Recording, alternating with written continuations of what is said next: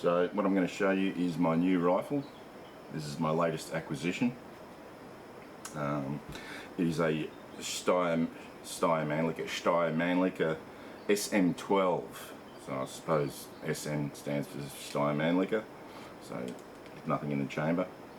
I went to the range a couple of days ago, and I didn't have the ideal equipment to test the accuracy of this rifle. I actually wanted to put the 24 power Walters on it to get, you know, decent vision, have a decent powered scope on it, but I couldn't because the only rings that I could get were medium sized Leopold Rifleman rings, which are quite cheap and nasty. They're alright, but I couldn't mount this one because the ocular bell is just too big. The bolt was clashing with it, so that was a fail. So I did put, so this is the scope that I intend to have on it, which is the Leopold VX Freedom, 4 to 12, yeah, 4 to 12, which is not ideal for testing accuracy. It's good for hunting, but accuracy wise it's not the best deal because the crosshairs are quite coarse. They are not fine, they are coarse, which is good for when you're outdoor hunting under different conditions because you can definitely see the crosshairs, but they are coarse. The other problem that I had, which didn't make it ideal, was what I was using as a rest off the bench, which was the that plastic. I'll just go and get it. I'm back in a sec. Okay, I'm back. So this is what I was using to shoot off, which is normally pretty good. The MTM Case Guard Predator shooting rest. Normally it's very good. It's very stable. Keeps your rifle still. For this rifle, it was no good because, and I'll show you why.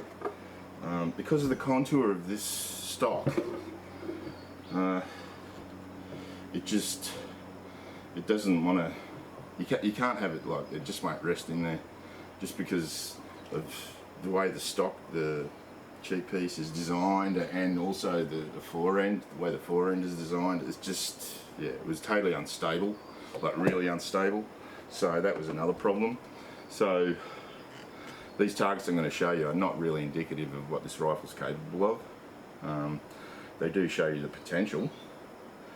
And so after shooting a few targets, like 3 targets, I just gave up. I've got a lot of ammo that I prepared, that I hand loaded, and also some factory ammo, and I just gave up on it because it was a waste of time. Between the rest and this 12 power scope, I just couldn't do what I wanted to do, so I gave up. So I'll show you the targets first up, show you the potential of the rifle. So I started off with 140 grain Sierra Match Kings, and so that's actually 3 rounds, and so that's less than an inch. That's less than an inch. That's 41 grains, 42 grains. That one that was, you know, it had 2 really close, about half an inch, and then one out here, but that was, yeah, because it was a pile of shit. That's probably about an inch. That's under an inch. That's 42 grains. All I used was AR2208, so Varget. So the 140 grain, and I don't know if you noticed, but I'm sweating like a mongrel because we've had heat wave conditions for about the last week. No joke. It's 30 degrees Celsius now, which is what, 86 degrees Fahrenheit.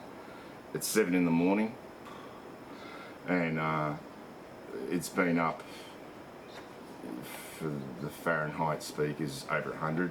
So it's been in the 40s, like 41 I think it got to at one time. So the 140 grain Sierra Match Kings look really promising. I've got these 120 grain SSTs.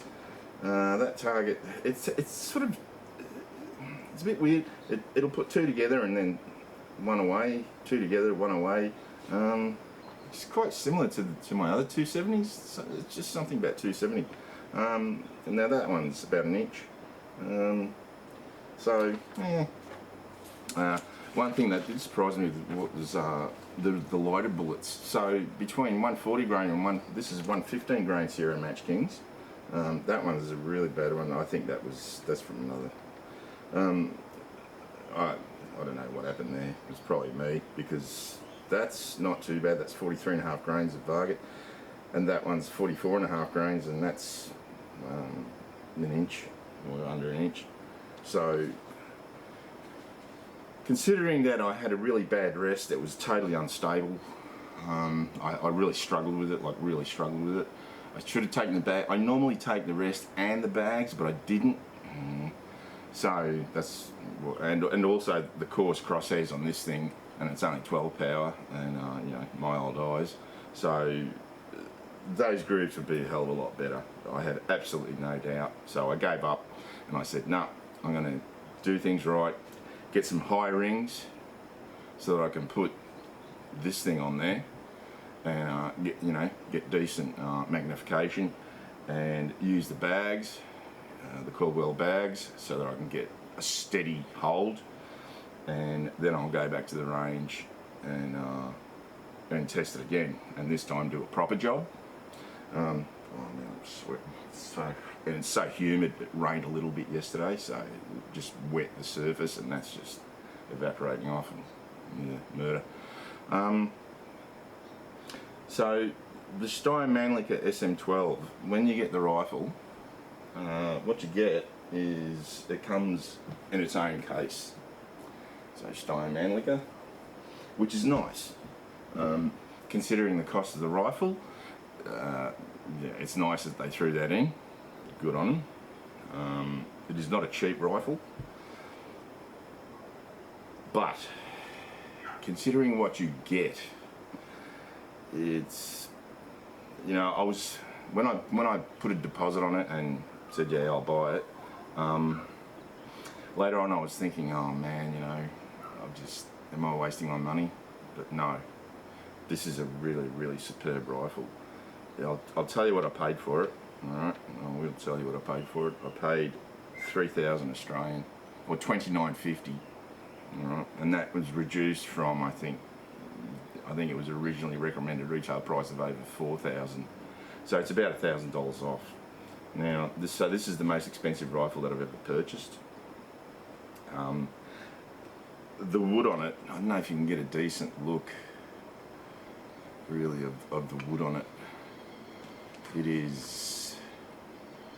really is superb. It's a very, very, very nice piece of walnut, no doubt about it. What can I tell you about it? So previously I had the Steyr Pro Hunter. Pretty much the same bolt. It's a very similar bolt. The safety mechanism and the bolt removal mechanism are different from the Pro Hunter. The Pro Hunter's got that weird sort of plastic wheel affair that it was okay, it worked, but plastic's plastic. The only plastic that I know is on this rifle is they've actually got like covers, button covers over the action screws that are plastic to cover the action screws. So that's the only plastic that I've been able to see on this thing. This thing appears to be all metal. Everything's metal except for those two buttons. So it comes with, considering that it's an expensive rifle, what I call an expensive rifle, comes with sling swivels installed. The barrel is fully floated, and it's got that signature, Steyr, where they do not machine out the hammering when the cold hammering of the barrel occurs. So it's a stainless. Everything's stainless except for, well, the tang at the back, and the bolt is not stainless. The magazine well is not stainless. It appears to take the same magazines as the Pro Hunter, so they'd be really expensive. It does, so this is in 270, and it takes 4 rounds in 270, which is nice. What else can I say about it? So, the bolt release mechanism as opposed to the Pro Hunter. The Pro Hunter's got that plastic sort of, somebody's dog is crying. This has actually got a tang push safety design. It has got a set trigger, so that's another nice thing about it. So the bolt just goes straight in. It should go straight in. Yeah. Magazine. It's got the two buttons on the side. You don't have to press them to put the magazine. The magazine is very positive. One thing that I noticed, I thought I was having trouble removing the magazine. If you do not depress, so again, if you do not depress then far enough, you sort of, you got to really push them in, and then it just, yeah, pops straight out. If you push those two buttons in all the way, it wants to come out. So you really got to push them in all the way. But it is a polymer magazine. Sorry, getting the gun in the way of my face. It is a polymer magazine, plastic. I'm not a huge fan of polymer magazines, but it is what it is.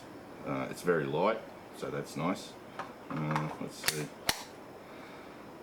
So there is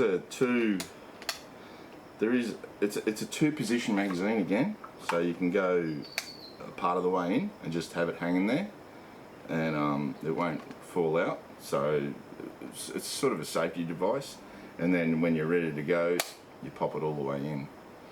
The bolt is your typical Steyr Mannlicher bolt. It comes so I've got to get high rings because this comes like within, oh man, it's almost touching. It actually does. It's been touching the ocular bell on this scope, so I've got to get high rings for it. Now, it has got a set trigger, so push the trigger forward, and then it's very, very light. It's very crisp. I would say, I'm not going to bother weighing it. It's a hunting rifle, who cares? The normal trigger weight, I would say that it's about about a pound, the set trigger, maybe a little bit less. Maybe, yeah, I'd say it's a pound. Maybe a little bit less. The normal trigger is, I would say, it's not that much heavier. Probably about 2 pounds. Yeah, so it's a very, very light trigger, normal trigger. The set trigger is even lighter. It's got the checkering is fish scale.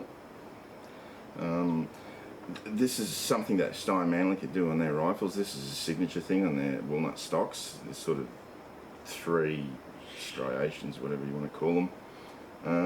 It's got Steyr Mannlicher logo on the bottom of the pistol grip. The butt pad is it's quite soft. It's quite good. I don't know if this is the tip is ebony. It may be ebony. I don't know. I've not been able to really gain any information on that. Could be ebony. Could be just black painted wood. But it's nice. The tip. Let's see, what else can I tell you about it? It handles very nicely. When you've got it in your hands, it's really, really nice. It's not all that heavy. As far as hunting rifles go, let's see if I can get this thing to work, and I'll tell you what the weight of it is. Pardon me. So, as soon as the scale gets up, if it wants to, where's the battery flat again? Come on. Come on. The battery's low. It's low. No. But I can't tell you what the weight of it is, but I'll tell you. I'll have a guess. I'll say that it's 7 pounds. Yeah. I would say it's maybe a little bit less. Probably about 7 pounds. Typical. I mean, you know, most rifles are about that weight. So there's nothing strange there. The bases that I had to get were Recknagel, I think they're German Recknagel bases. Yeah, the rings are too low, so Now, and the issue is the bolt striking the ocular bell. Now on the VX Freedom, it's a very slim ocular bell. There's nothing big there, but it still touches it, just touches it. So with medium rings, so you need high rings. Now with this bigger objective bell, it still cleared the barrel with the medium rings, but that ocular bell is just too big and it was hitting it. Now to get the bolt out is pretty simple. With it on fire, just bolt it there and just pull the trigger and it falls straight out. Very, very easy. The safety is you have to actually depress, there's a button. You have to press a button to put it on safe. So, and all you have to do is depress that button. Alright, and it'll go. You don't have to push anything other than the button, it automatically goes to safe. So it's got a white dot. And then to get it off, you have to press the button, press it and push it forward, and you've got a red button. There is a model that has got a battery in it where the red spot actually flashes. This is not that model, which is, I don't really like a lot of electronics in my gum, so I wouldn't really worry about that. What can I say? It's a beauty, like really, just like my Photo, the Voer, another Austrian rifle. This thing is beautiful. Like, the woodwork on it is beautiful. The fit and finish is superb. Yeah, I can't. There's nothing. And just like the Photo, right, the Austrians. I don't know if you can see that or not, but the actual pistol grip and buttstock are actually offset. Alright, they are not in line. They are specifically offset for a right-hand shooter. So this stock is contoured specifically for a right-hand shooter. It is not a just straight inline stock at all. Just like the Photo, the Voer. So the Austrians really do pay attention to ergonomics. As far as ergonomics are concerned, those two rifles are the most ergonomic because they are specifically contoured for a right-hand shooter. The Voer, which is Austrian, and this Steyr, which is Austrian. So the Austrians, like I said, really do pay attention to ergonomics. Now, and the woodwork. Oh yeah, like once I've gone through testing this thing and shooting and that, what I'll do is I'll take it apart and I will put some more True Oil on this stock because the wood on this is just gorgeous. Oh, it is just superb. It has just got tiger striping all the way through it. It is, and the amount of whatever the coating is they've got on it is sort of, it's not dry, but like some rifles, it's not totally dry, but it deserves more. It deserves more True Oil to really bring out the grain and the tiger striping and that. Yeah, the bolt is extremely, like every Steyr pretty much, the bolt is extremely smooth.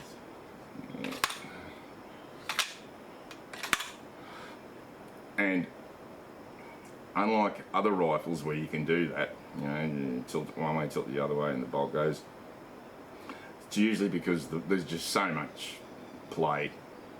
With this, there is very little play. The tolerances are really, really superb, but the bolt is super smooth. It is slick as. In my opinion, the smoothest bolt I've ever handled. Smoother than a Tikka. Sorry, I know all those Tikka guys out there are going to be saying, no, Tikka's... No, this is a really, really smooth bolt. This is the only one that I've seen. This was the first ever SM12 that I'd seen, and I bought it straight up. And especially since it was in 270, which is my favourite calibre.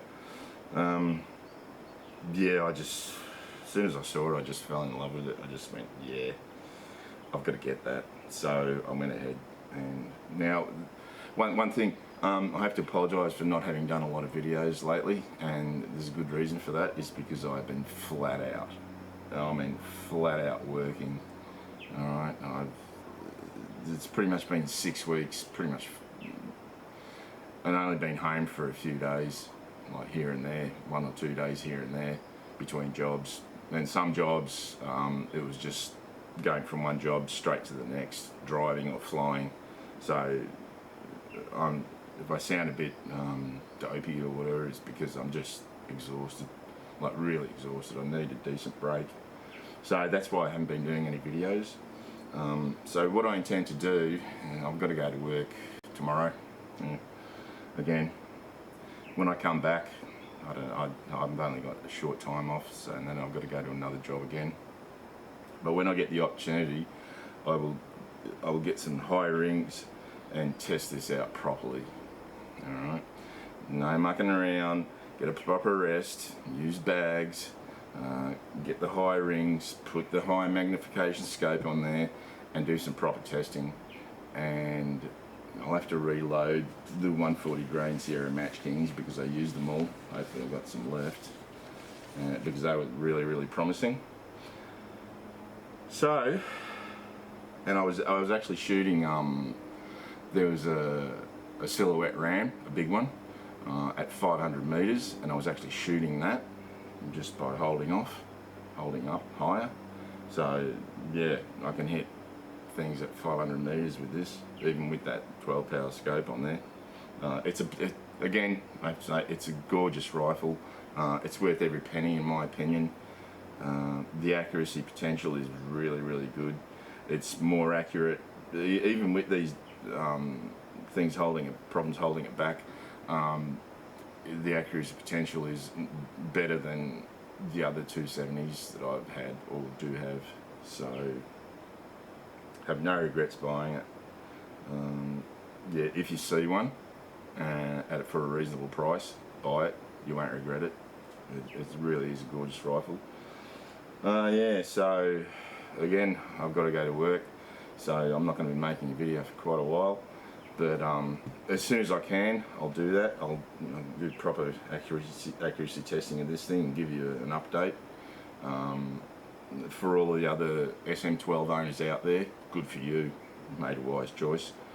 And pretty much that's about it. And again, it's really hot. So until next time, see you later.